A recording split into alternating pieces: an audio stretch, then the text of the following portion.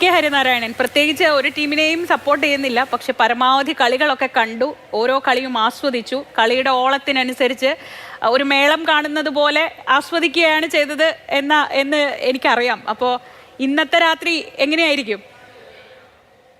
ഇന്നത്തെ രാത്രിയും നമസ്കാരം എല്ലാവർക്കും. ഞാനിപ്പോൾ കേൾക്കുകയായിരുന്നു വിനീത് പറയുന്നതും രാജേഷ് ഏട്ടൻ പറയുന്നത് കുറെ കൂടി മറ്റൊരു ഗ്രൂപ്പിലൊക്കെ കാണാറുണ്ട്, നമ്മുടെ പൊതുവായിട്ടുള്ള ഗ്രൂപ്പുകളിലൊക്കെ. അതുപോലെ തന്നെ വിനീതിൻ്റെ എഴുത്തുകൾ ഞാൻ വായിക്കാറുണ്ട്. അപ്പോൾ ഇത് ഇത് ഇത് ഏറ്റവും വലിയ സങ്കടം എന്ന് പറയുന്നത്, നമ്മൾ കഴിഞ്ഞ ഇത്രയും ദിവസമായിട്ട് എത്രയോ ഇപ്പോൾ 104 കളികളാണ് നടക്കുന്നത്. അപ്പോൾ എൻ്റെ വീട്ടിലെ 2 ചെറിയച്ഛന്മാര്, ഒരാൾക്ക് 79 വയസ്സായി, ഒരാൾക്ക് 70 അതിൻ്റെ അടുത്തായിട്ടുണ്ട്.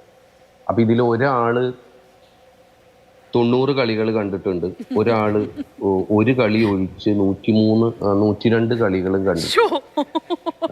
എൻ്റെ അച്ഛനാണെങ്കിലും, അച്ഛൻ കുറെ കൂടി ഏജറായി, 84 വയസ്സായി. അച്ഛൻ ഏതാണ്ട് 50 60 കളികൾ കണ്ടിട്ടുണ്ട്. അപ്പോൾ ഇവരൊക്കെ വളരെ ആക്റ്റീവായിട്ട് എപ്പോഴും കാണുമ്പോഴൊക്കെ പരസ്പരം അവരുടേതായ രീതിയിൽ ഈ ഫുട്ബോൾ സംസാരിക്കുന്ന ഒരു ദിവസങ്ങളായിരുന്നു അത്. വലിപ്പ ചെറുപ്പമില്ലാതെ നമുക്ക് വേറെ ഈ ബ്രസീൽ അർജന്റീന എന്ന് പറയുന്ന ഒരു, അല്ലെങ്കിൽ ആ രീതിയിലുള്ള ഫാൻ ഫൈറ്റ് ഒഴിവാക്കി കഴിഞ്ഞാൽ ഈ മനുഷ്യരൊക്കെ ഇത് സംസാരിച്ച ഒരു പന്തിന് ചുറ്റും വളരെ സുന്ദരമായിട്ടുള്ള ഒരു കാലം നെയ്തത് അവസാനിക്കുന്നു എന്നുള്ളതാണ് ഏറ്റവും വലിയ സങ്കടം. അല്ലെങ്കിൽ പലരുടെ എഴുത്ത് വായിക്കുന്നു, ഇന്റർവ്യൂസ് കാണുന്നു. ഈ ദിവസങ്ങളിലൊക്കെ ഫുട്ബോളാണ് ചിന്തിച്ചിരുന്നത്. ഫുട്ബോളുമായി ബന്ധപ്പെട്ട ഒരു കളി കഴിഞ്ഞാൽ ഓരോരുത്തരുടെ കാഴ്ചപ്പാടുകളൊക്കെ കാണുകയാണ് ചെയ്യുന്നത്. എനിക്ക് തോന്നുന്നു ഇപ്പൊ ടുഷേൽ എന്ന് പറയുന്ന, ഞാൻ കുറച്ച് തമാശയായിട്ട് പറഞ്ഞു കഴിഞ്ഞാൽ, ടുഷേൽ എന്ന് പറയുന്ന ഇംഗ്ലീഷ് കോച്ചിന്, അയാൾ ചെൽസിയുടെയൊക്കെ കോച്ചായിരുന്നു, അയാൾക്ക് ഒരു പക്ഷെ മലയാളം വായിക്കാൻ അറിയുമായിരുന്നെങ്കിൽ അയാൾ പെട്ടുപോയേനെ. അമ്മാതിരി ക്ലാസ്സുകളാണ് ടുഷേൽ നിന്നുള്ള ആളുകൾ കൊടുത്തുകൊണ്ടിരിക്കുന്നത്. അതൊക്കെ രസകരമായിട്ടാണ് കാണാൻ തോന്നുന്നത്. അതിൻ്റെ ഒരു ബ്യൂട്ടി ഉണ്ട്, അതിൻ്റെ ഒരു ഭംഗിയുണ്ട്. നമ്മൾ ഏത് കവലയിൽ ചെല്ലുമ്പോൾ അത് അവസാനിക്കുന്നു എന്നുള്ള സങ്കടമാണ് തോന്നുന്നത്. പിന്നെ തീർച്ചയായിട്ടും കളിയിലേക്ക് വരുമ്പോൾ എനിക്കറിയില്ല, ഇപ്പോൾ നമ്മൾ നേരത്തെ വിനീത് പറഞ്ഞ പോലെ ഫ്രാൻസ് ജയിക്കും എന്നാണ് ആ സമയത്തൊക്കെ വിചാരിച്ചിരുന്നത്. പക്ഷെ എനിക്ക് ഇപ്പോഴും ഇവരൊക്കെ, ഈ വിനീതിനെ പോലുള്ള ഇവരൊക്കെ കളിക്കാരൊക്കെ, ഇവർ വേറൊരു സെൻസിൽ ഇത് കാണുന്നവരാ.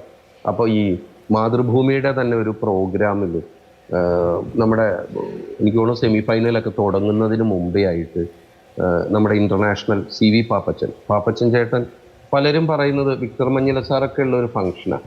അപ്പോൾ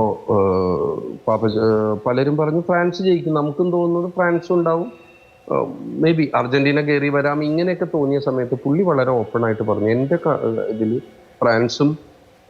ഫ്രാൻസ് തോൽക്കും, സ്പെയിൻ ജയിക്കും, അർജന്റീന ജയിക്കും, ഇംഗ്ലണ്ട് തോൽക്കും, അത് കഴിഞ്ഞിട്ടുള്ളൊരു ഫൈനലിൽ സ്പെയിൻ ജയിക്കും എന്നാണ് അദ്ദേഹം പറഞ്ഞത്. അദ്ദേഹത്തിൻ്റെ ഒരു കാഴ്ചപ്പാടാണ്.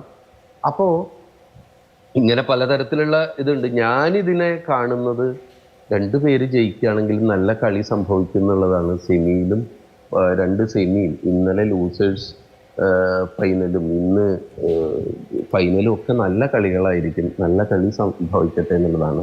മെസ്സി ജയിക്കുക എന്നുള്ളത് സന്തോഷമുള്ള കാര്യമാണ്. കഴിഞ്ഞ വേൾഡ് കപ്പിൽ പോയിട്ട് മെസ്സിയുടെ കളി നേരിട്ട് കാണാൻ പറ്റിയിരുന്നു. മെസ്സി ഓസ്ട്രേലിയക്കെതിരെ ഗോൾ അടിക്കുന്നതും കാണാൻ പറ്റി. പക്ഷെ ഓസ്ട്രേലിയക്കെതിരെ അദ്ദേഹം ഒരു ഇതിഹാസമാണ്. നമ്മളത് എത്ര പറഞ്ഞാലും തീരാത്തൊരു കാര്യമാണ്. 39ാമത്തെ വയസ്സിൽ, നേരത്തെ രാജേഷേട്ടൻ പറഞ്ഞ പോലെ ഇനി അടുത്തതൊന്നും ഉണ്ടാവുമോ എന്ന് എനിക്കറിയില്ല, എങ്കിൽ പോലും മെസ്സി ഒരു ഇതിഹാസമാണ്. മെസ്സിക്ക് എന്ത് ചെയ്യാൻ പറ്റും എന്നുള്ളത് മെസ്സിക്ക് മാത്രം അറിയുന്ന ഒരു കാര്യമാണ്. അപ്പം അതുകൊണ്ട് തീർച്ചയായിട്ടും സ്പെയിന് ഒരു അഡ്വാൻറ്റേജ് ഉണ്ടെന്ന് എനിക്ക് തോന്നുന്നുണ്ട്. പക്ഷെ അതിൻ്റെ അപ്പുറത്ത് മെസ്സി എന്ത് മാജിക് കാണിക്കും എന്നുകൂടി കാണാനിരിക്കുകയാണ് ഈ ദിവസങ്ങളിൽ, ശരി, അല്ല ഈ രാത്രി. ശരി.